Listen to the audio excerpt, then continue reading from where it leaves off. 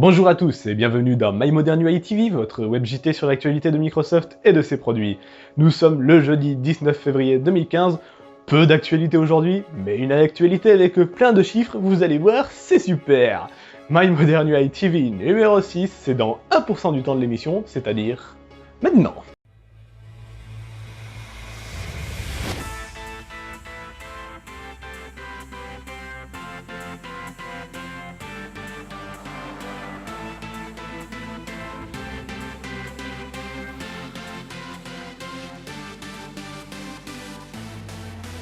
Gabriel Hall, le monsieur Windows Insider chez Microsoft, a répondu à de nombreuses questions sur Twitter à propos de Windows 10 for Fun. Comme vous le savez certainement, ou pas, Windows 10 for Fun est actuellement en Technical Preview, une version très, mais alors très loin de la version finale. Et certains testeurs s'interrogent sur l'avenir du système. Gabriel Hall nous a donc confirmé qu'il y aura bien une nouvelle version de la Technical Preview pour Windows 10 for Fun tous les mois.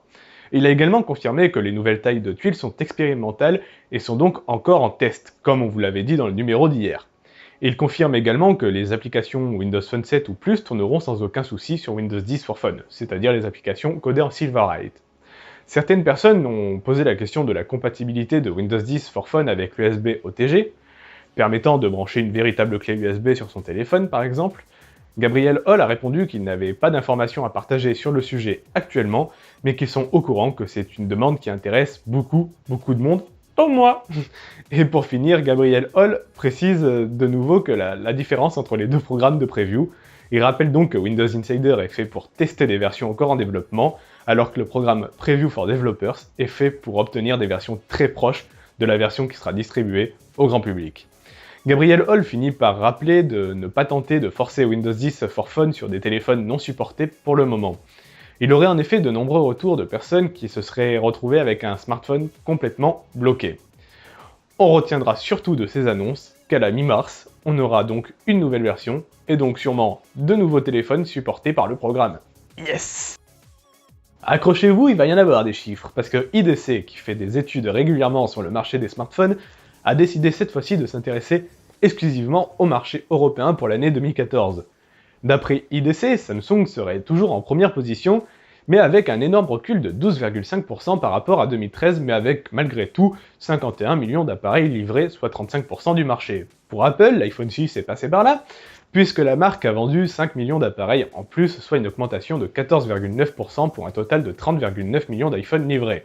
En troisième position, on retrouve Sony, pourtant déficitaire dans le domaine, mais qui a quand même fait une hausse de 2,7%, soit 15,2 millions de smartphones de la marque japonaise livrés.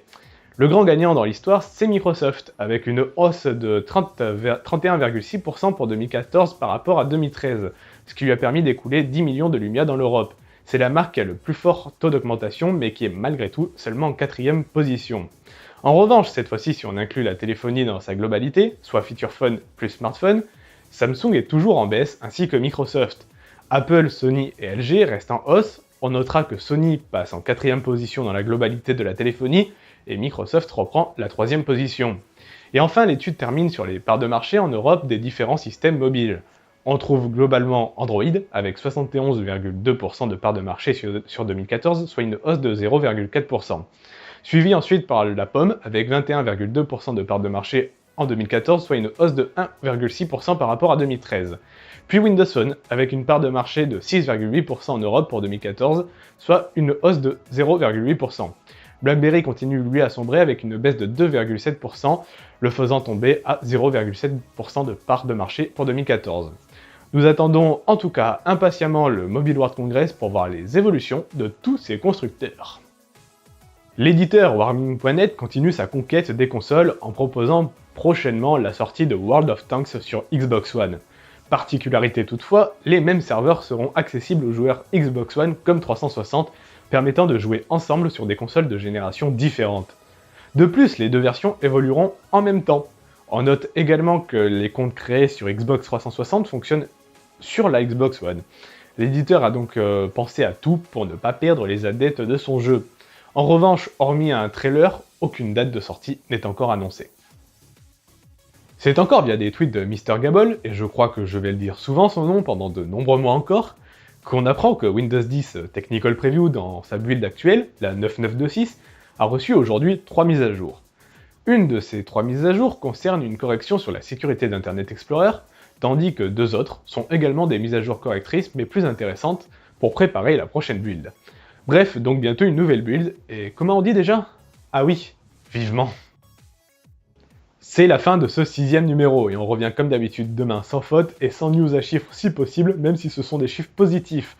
Petite news au passage qui ne méritait peut-être pas un sujet dédié, mais le Trivial Pursuit, le célèbre jeu de société, débarque sur Xbox One 360 ainsi que PS3 et PS4 au tarif de 20€ pour les consoles next-gen et à 10€ pour les consoles old-gen.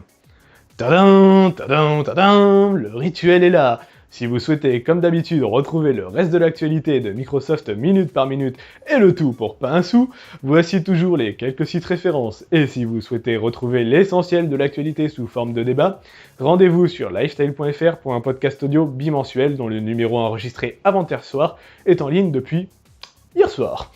Quant à nous, je vous donne rendez-vous demain, en pleine forme, je l'espère, pour la suite de l'actualité de Microsoft et de ses produits. Passez une très bonne journée et à demain.